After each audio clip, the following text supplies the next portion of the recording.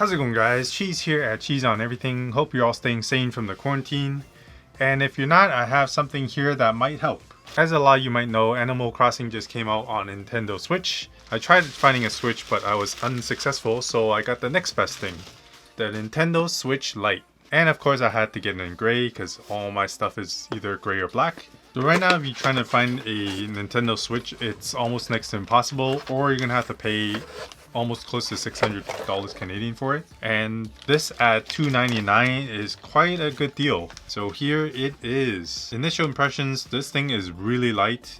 And instead of the regular Nintendo Switch where you get a dock, this doesn't come with much. You got the power brick, which is the same as the regular Switch. You got the power button here and the volume button rockers, headphone jack, a vent for the CPU, the game cartridge slot, 2 trigger buttons up top. On the bottom here are the downward facing speakers along with the SD card where you can load your games. It is all plastic, but the feel of it is really rugged and there's no flex like the original Switch. It kind of feels like a GoPro to me actually. It doesn't have that rubbery finish like the GoPro does, but it does feel very sturdy. Speaking of which, the GoPro Hero 5 giveaway. I have it right here. Scroll through the comments here. Pick someone at random, and the winner is going to be Bobby Smith. Congratulations, you won the GoPro Hero 5 giveaway. And on top of that, for a bonus to get you going, I am going to give you 2 batteries and a 64 gig SD card along with the GoPro. And the box obviously still in pristine condition because I always keep all my boxes. And yeah, I'll be contacting you through Instagram and sending you this GoPro to get you on your way. Congrats again. I'm already almost at 1,000 subscribers, so my next giveaway is already coming up, even right after this one.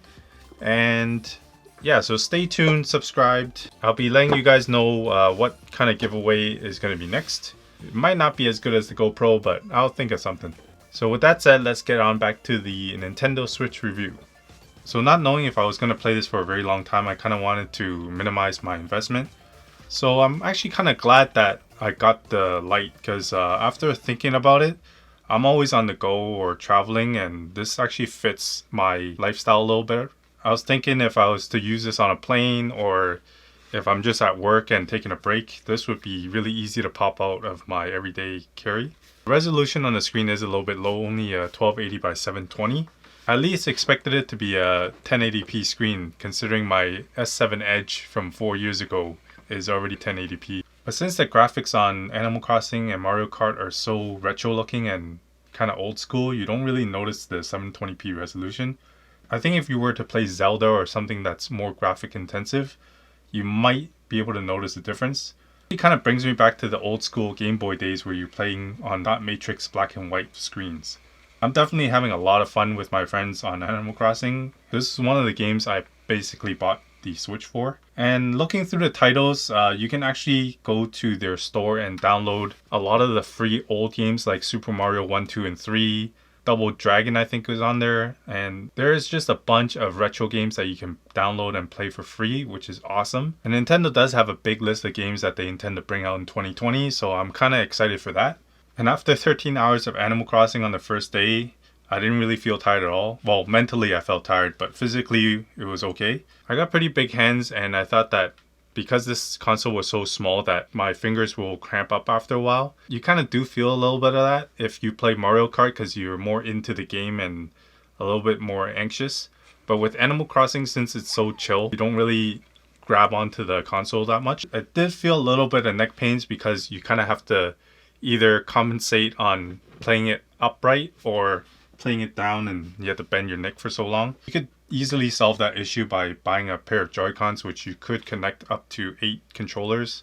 I don't know exactly how well that would work since this doesn't dock. So you kind of have to huddle around with 8 people on the screen. You definitely won't get much space. And if you do, you're probably not going to see the screen very well. I did notice if you play in bright areas that the screen does give off quite a bit of glare. Since this console is focused for on-the-go play, the glare on the screen might pose a little bit of a problem. With the brightness set to half, I can actually see on my own face reflecting off the screen even in my own room. I could see it as a big problem if you're playing in the car or the passenger seat and the sun's just glaring through the window. But all these problems with the grip being too small and the screen having a glare can all be fixed by buying this one accessory. And that is the Orsley Switch Lite accessory kit. This accessory kit comes with everything you need to fix all the problems in the Switch, and it's only $40 Canadian. I found that this is the best deal for the Switch Lite accessories. It literally comes with everything you possibly need. It comes with 2 screen protectors, which solves the problem with the glare. It comes with a big case that even fits the grip inside with the Switch.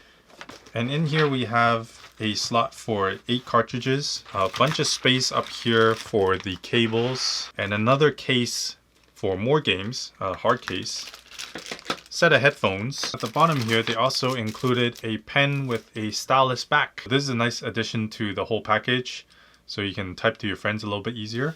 It even comes with 3 sets of joystick heights, so you can pop these onto the Joy-Cons, give it either protection or more preciseness. Also has 2 little palm grips on the side here, the holes for the ventilation and 2 holes for the speakers at the bottom, as well as the USB-C charging port.